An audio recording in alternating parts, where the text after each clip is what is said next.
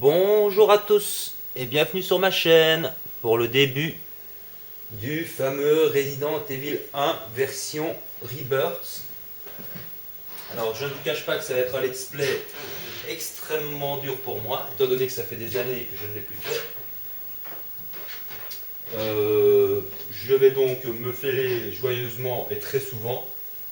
Comme j'ai expliqué dans la vidéo spéciale, je vais donc me démerder pour faire des sauvegardes assez régulièrement, étant donné que quand on meurt dans ce jeu, on recommence à sa dernière sauvegarde.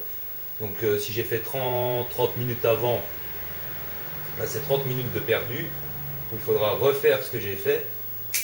Et comme je ne fais pas de coupure,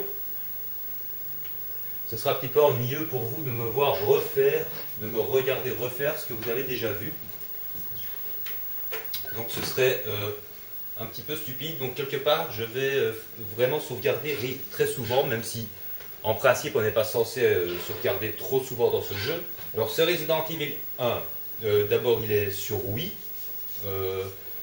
et non pas sur enfin, il était sorti sur la GameCube je crois, mais il a été porté sur la Wii, tout comme le Resident Evil 0, sauf que celui-ci a été porté sur la Wii en 2008 je crois, si je ne dis pas de bêtises, et le Resident Evil 0 a été porté sur la Wii en 2011 ou en 2012. Je crois que c'est plutôt 2012. Donc c'est en fait le Resident Evil 1, version Director Cut, mais enfin, quand je dis la version Director Cut, c'est que normalement il y a la visée automatique, il y a tous les éléments qui se retrouvaient dans le Director Cut, mais ils ont quand même rajouté quelque chose de plus dans ce Rebirth, un personnage, une ennemie de plus, qu'on aura le temps de découvrir en temps voulu. Alors ce jeu, on peut le faire avec Jill Valentine ou avec Chris Redfield. Comme vous le voyez, le Chris Redfield normal, regardez ses bras, il a enfin des bras normaux. Quand on voit la différence dans le Resident Evil 5, c'est vraiment choquant, quoi. C'est vraiment prenant. Et on peut le faire donc avec Jill, à l'époque où elle avait les cheveux courts, une grosse poitrine et comment dire, un visage inexpressif. On va dire ça comme ça parce qu'elle n'a pas vraiment le visage très. Voilà, quand vous la voyez maintenant dans le Resident Evil Révélation, c'est carrément un autre perso, quoi. C'est même plus du tout le même visage. Il faut vraiment le savoir que c'est Jill Valentine. Si quelqu'un trouve un élément, je dirais, ressemblant entre cette Jill Valentine-ci et la Jill Valentine de Révélation, qu'ils le disent, hein, parce que moi, je ne vois pas vraiment. C'est pas la même bouche, c'est pas les mêmes yeux. C'est vraiment... le personnage a vraiment évolué. Ils ont vraiment même pas évolué le perso, ils ont vraiment changé le personnage au fil des jeux durant les 15 années. Donc, je crois que j'ai à peu près tout dit comme intro. Donc je vais le faire avec Jill Valentine. Je vais le faire avec une manette classique. Donc je vais, parce que si je le fais avec la nunchuck, c'est pas la peine. Je fais des bisous à tous les zombies. Donc c'est pas parce qu'on est sur Wii que je vais me casser le cul. Alors évidemment le jeu est en anglais. Vous avez les sous-titres. Mais je vais quand même me taire pendant la cinématique. Je vais vous laisser profiter. Et je vous retrouve juste après.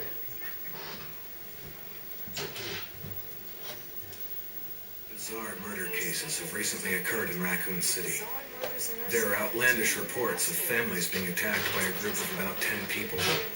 Victims were apparently eaten.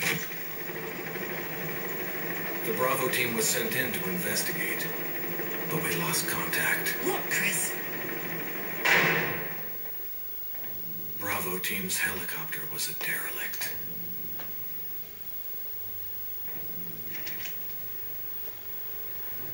Save for the remaining body of Kevin.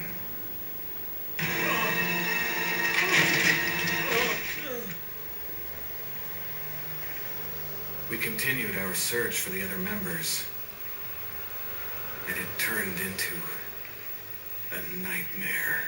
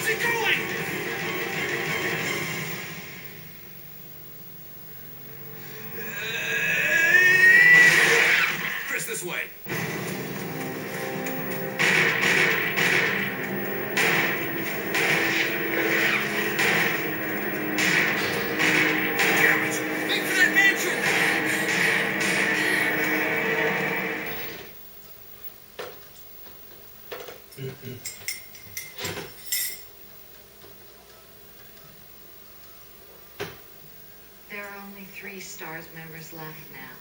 Captain Wesker, Barry, and myself. We don't know where Chris is.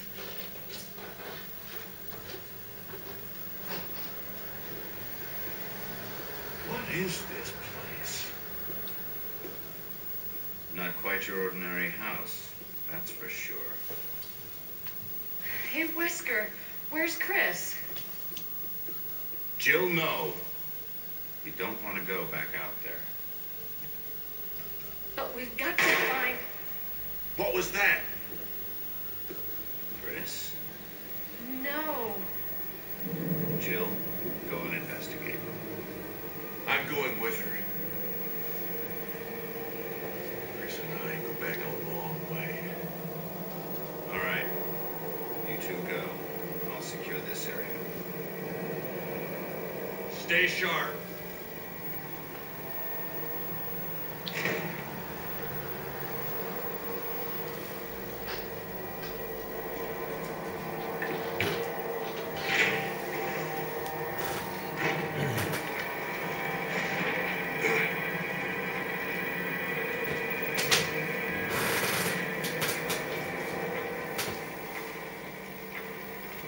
A dining room.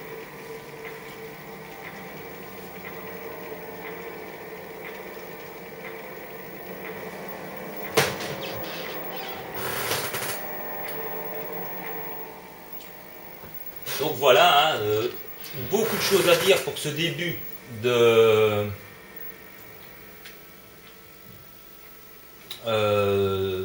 du jeu.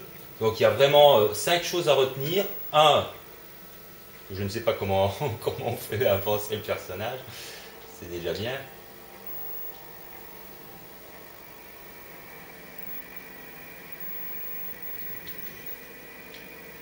Ouais, ben...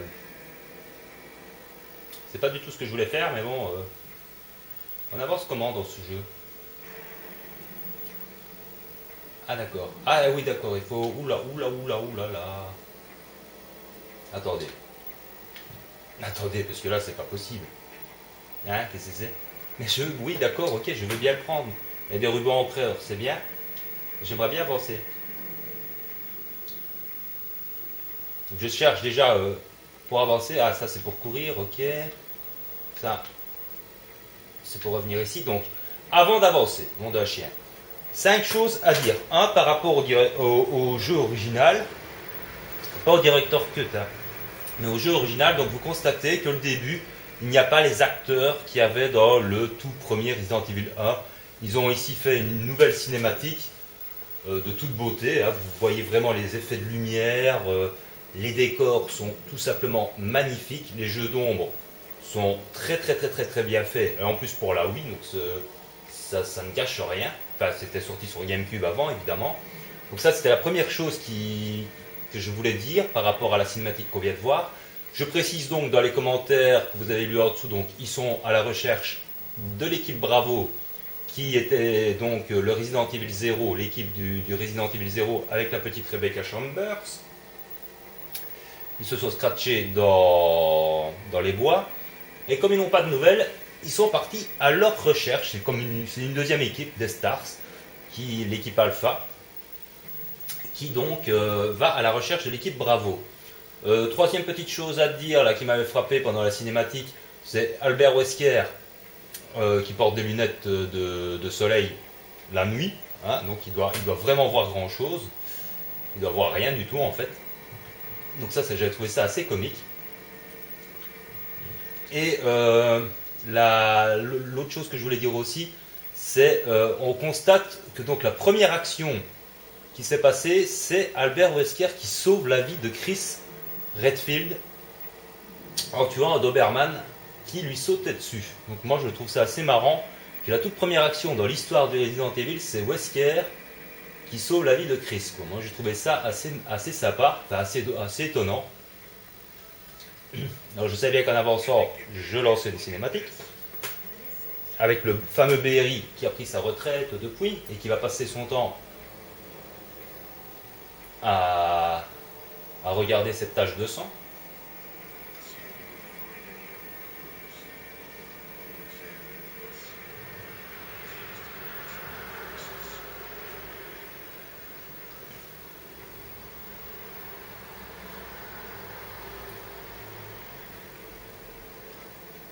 Voilà, il va passer son temps, il va regarder la tache de sang, pépère. Qu'est-ce qu'il faut que je fasse moi? Ah ouais, il faut que j'aille par là.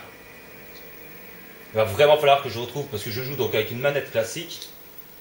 Je dois appuyer sur B pour faire les actions. Non, pas sur B, sur A pour faire les actions. Je vous dis pas le bordel. On va essayer d'avancer par là-bas. Donc là, je sais que je vais... Attendez, on se retourne comment déjà? Ok. Ok. Parce que ça va être sympa. Ici, nous allons avoir la scène culte. Oui, mais c'est pas ça que je veux faire. C'est surtout pas ça que je devrais faire quand je vais avancer, parce que ça va être la merde. Bon, allez, t'es où? Voilà la scène culte. De notre tout premier zombie. Qui se fait un torticolis. Voilà, c'est bien. Merci, tu te retournes, tu te cours. Tu te prends pas les murs, s'il te plaît. Tu te fous devant la porte et tu sors. Merci. Alors il va vraiment me falloir beaucoup de temps pour ne déjà pas me fêler avec le gameplay, parce que c'est le gameplay d'origine. Donc quand tu vas à droite, tu pars à gauche.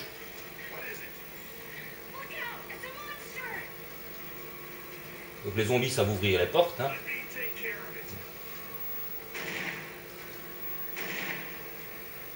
Lui, il ne sait pas encore qu'il faut tirer dans la tête.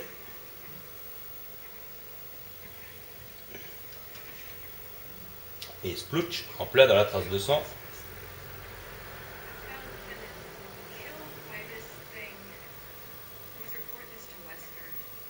Donc allons informer le capitaine Wesker. Ce que nous allons faire tout de suite. En prenant toutes les chaises au passage.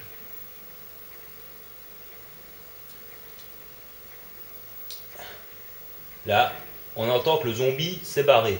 Donc en fait, il s'est relevé. Et il est parti, il a fermé la porte. C'est assez spécial pour un zombie.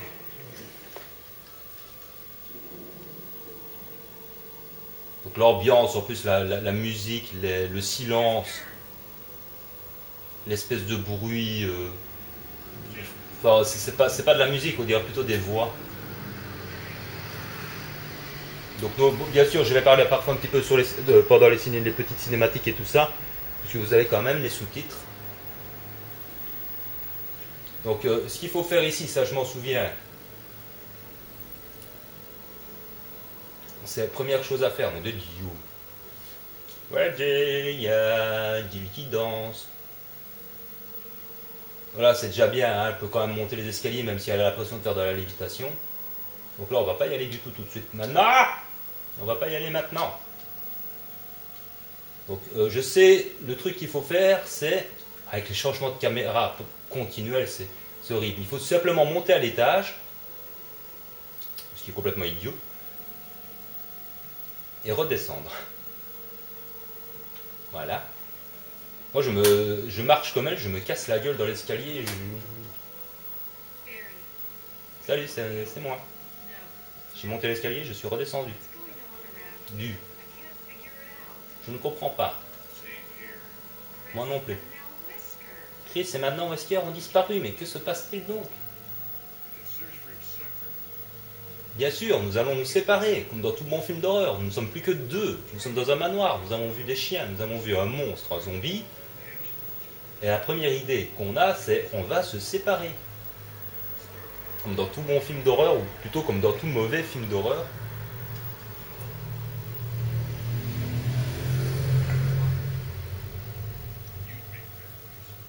Moi, dans cette situation-là, je reste avec le mec. Hein,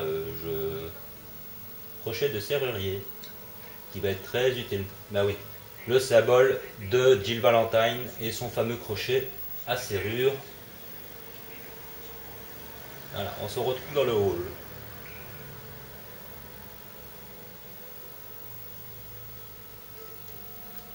Bah ouais, ok.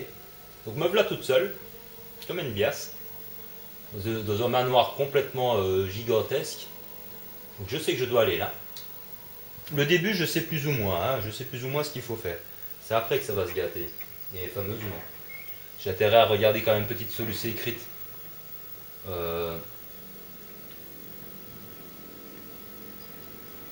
Pour le truc, parce que sinon ça va être quelque chose. Un portrait est accroché au mur.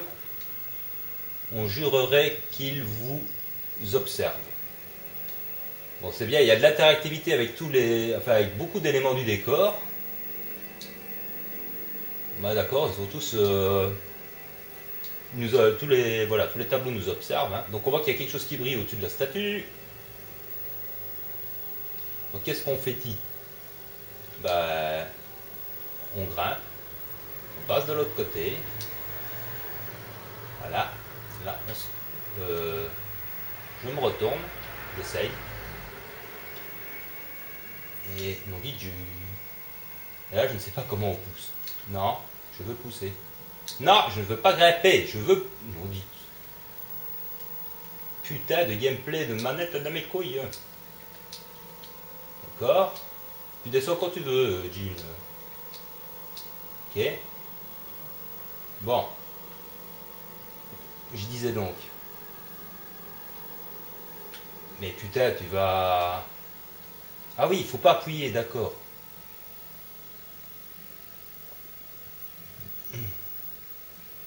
Moi j'ai appuyé sur le bouton comme une biesse pour pousser, puisqu'il est marqué action sur le truc. Donc là, j'appuie par contre pour grimper. Oh, je suis monté sur un meuble. Je n'ai aucune éducation. Donc là, j'essaye d'avancer. Il faut toujours appuyer sur le bouton pour prendre. Donc prendre le plan du manoir, évidemment. Ben oui. Alors c'est pas le tout, hein, d'avoir le plan du manoir, ce qu'il faut c'est comprendre. Donc là on a été dans la salle à manger, là vous voyez la petite flèche rouge, c'est là où je suis pour le moment. Et là au milieu c'est bizarrement le hall d'entrée qui devrait être en rouge aussi, et qui ne l'est pas. Alors que je suis déjà passé dans le hall d'entrée 2 fois. C'est un petit peu bizarre. Donc ça va, je veux sortir, merci. Vous avez pris le plan, oui d'accord. J'ai pris le plan. Maintenant, je vais redescendre. Voyez. Ah, c'est toujours le bouton. Ah. Alors, je ne vais certainement pas aller au fond du couloir qui est là pour aller prendre un couteau. Étant donné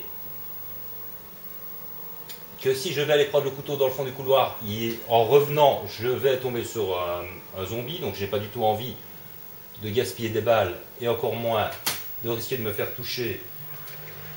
Non, c'est pas ça. Ça, c'est mon inventaire. Et ça, c'est... Ok. Donc j'étais là-bas, oui. C'est parfait. Donc là, ça ne sert à rien d'y aller pour le moment. On a vu sur le plan que la porte est fermée. Donc on va ressortir joyeusement. Je ne m'y fais pas, ce gameplay pour avancer, il faut se diriger et appuyer sur un bouton en même temps. Et pour faire une action, il faut juste avancer. Voilà, et il faut changer de bouton pour courir. C'est space, hein.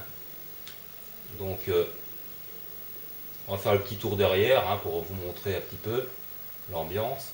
Vous voyez, les cinématiques sont, les graphismes sont de toute beauté. Voilà, là on entend une voix étrange et mystérieuse et un bruit de chaîne. Je me demande ce qu'il y a de l'autre côté de la porte. Et moi donc.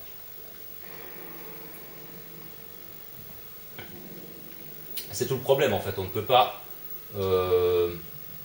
pas sortir du manoir parce que si je vous montrerai bien ce qui se passe si on sort du manoir, mais j'ai peur de me faire tuer. Donc je vais faire un petit truc, je vais vous le montrer quand même, parce que je vais prendre mon temps pour ce let's play, parce que ce ne sera pas pour les gens nerveux, hein. Je vous le dis tout de suite, je vais prendre mon temps, je vais essayer de tout vous montrer, de tout vous expliquer, de ne pas trop me fêler non plus.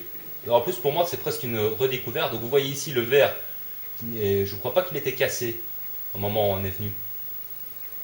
Maintenant il l'est. Donc ce que je vais faire ici, je vais faire ma première petite sauvegarde de merde, si j'arrive à me foutre en face de la machine. Une vieille machine à écrire, oui. Vous pouvez sauvegarder, oui.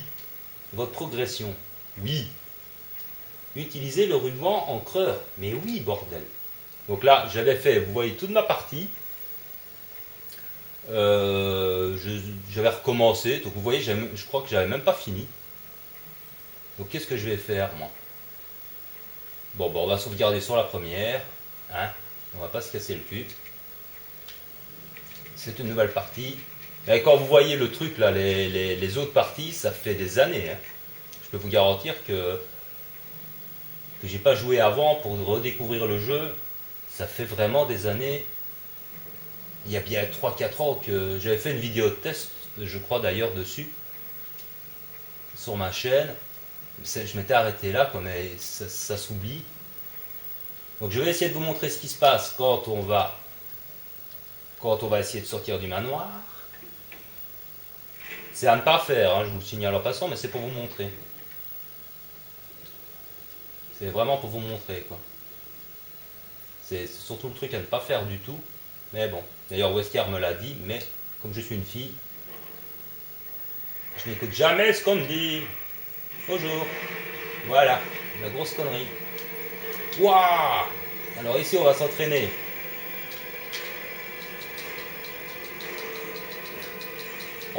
Je vais sans doute mourir. Oui, mais ça va, tu vas me lâcher. Il n'est pas encore mort. Voilà ce qui se passe quand on ouvre la porte. Et je suis déjà en attention. Vous voyez, c'était pas du tout à faire. Et c'était pour vous montrer. Mais bon, c'est pas grave si on meurt. Hein. Parce que de toute façon, je vais m'arrêter ici pour la première vidéo. Je crois que on va y aller par petite étape par petite étape. Et puis je crois qu'on est quand même déjà à 24 minutes de vidéo. Donc je vais vous faire des vidéos plus ou moins d'une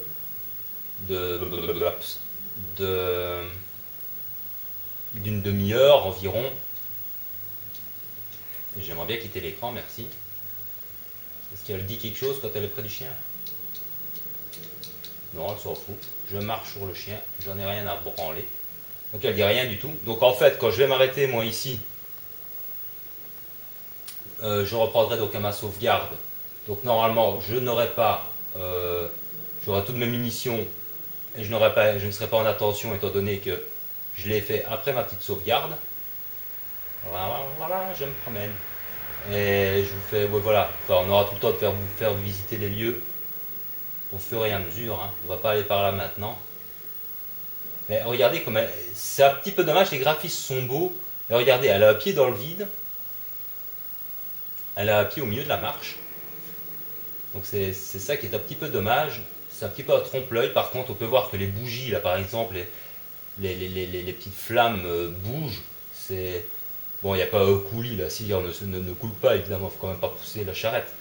Mais en attendant, c'est super bien foutu, je trouve.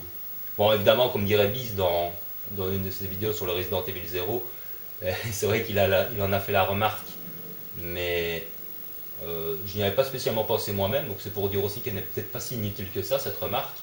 C'est, voilà quoi, un manoir avec des bougies. Qui s'occupe d'allumer les bougies?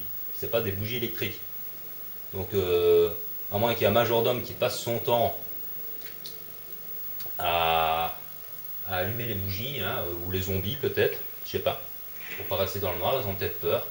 Mais l'air de rien, c'est pas une petite remarque futile, parce que justement, voilà quoi, on serait dans un film, ce serait la première chose qu'on se dirait. C'est, tiens, il y a quelqu'un qui doit habiter ici, puisqu'il y a des bougies qui s'est entretenu, elles sont allumées, donc on n'est forcément pas seul. Alors que si en fait on est seul. Hein, donc je crois qu'il y a une interactivité avec le vase. Si je me mets en face, ouais.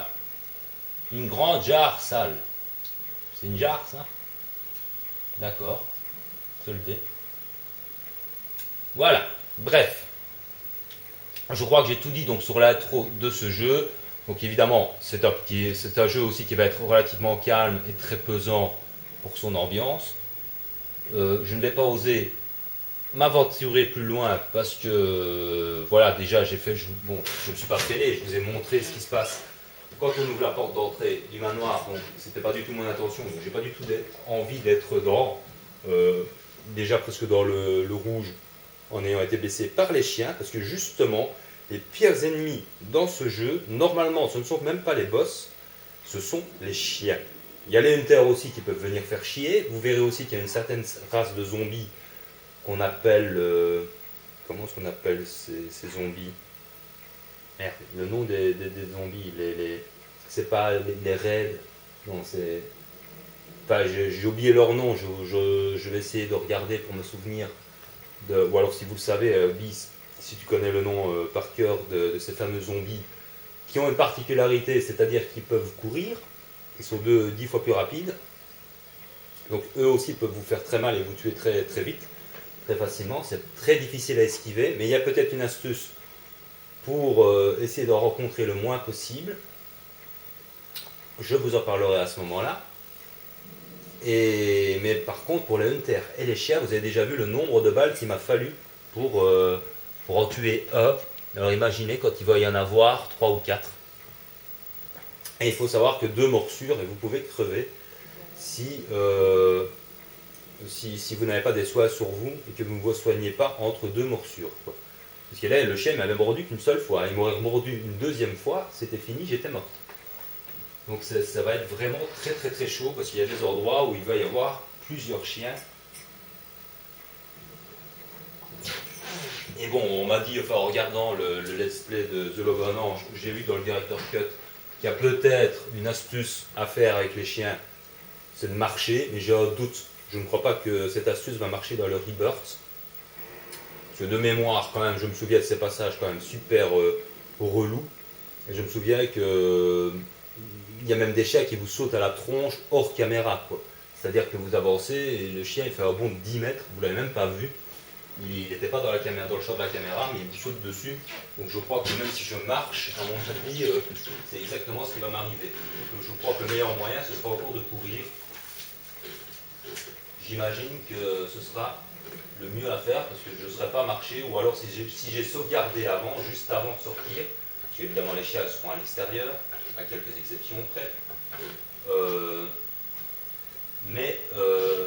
Voilà, quoi, comme ils seront tous à l'extérieur, je sauvegarderai à chaque fois que je vais sortir parce que c'est sûr et certain que normalement je me ferai tuer, je ne sais pas combien de fois, à cause de ce du chien. Ce seront sûrement les morts, ça va être certainement à cause d'eux le plus souvent.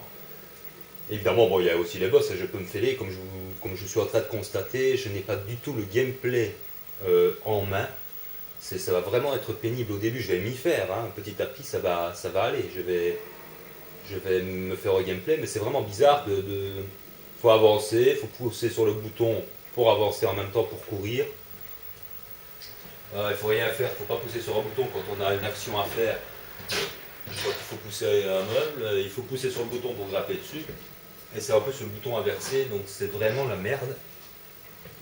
Je dois retenir que c'est le bouton A. En plus, pour tirer, il faut armer avec le R1 et tirer avec le bouton A, et pas le X.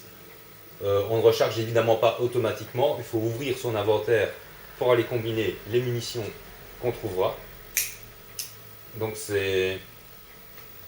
va être chaud aussi pour moi, rien qu'à cause du gameplay, quoi. C'est vraiment ce Resident Evil, c'est peut-être ce qui m'avait énervé à l'époque. Et ça m'avait tellement énervé que j'avais fini par arrêter parce que je m'étais dit, en plus je crois que j'étais tombé surtout sur la Wii, le gros problème des piles. Donc je crois qu'il m'était aussi arrivé ce truc très sympathique, j'étais bien parti, j'avais bien joué 1 heure, j'avais pas sauvegardé, et puis il n'y avait plus de piles. Et comme j'étais entouré de zombies ou je ne sais plus quoi, ou à une terre ou je ne sais plus quoi, je me suis fait tuer et je pouvais me retaper pendant toute l'heure que j'avais faite à cause des piles. Donc là, vous connaissez mon petit côté calme et serein. Donc là, ça m'avait tellement calmé et tellement sérénisé que j'avais failli mordre la manette. Enfin, mordre la Wii, surtout. Donc j'avais ragé. Donc j'espère surtout que ça ne m'arrivera pas pendant ce let's play. Parce que là, je vais péter un câble. Voilà, je crois que j'ai quand même tout dit, j'ai bien parlé. Comme ça, j'ai dit tout ce que je pensais du début du jeu. On est vraiment au tout début. On a une petite demi-heure de jeu.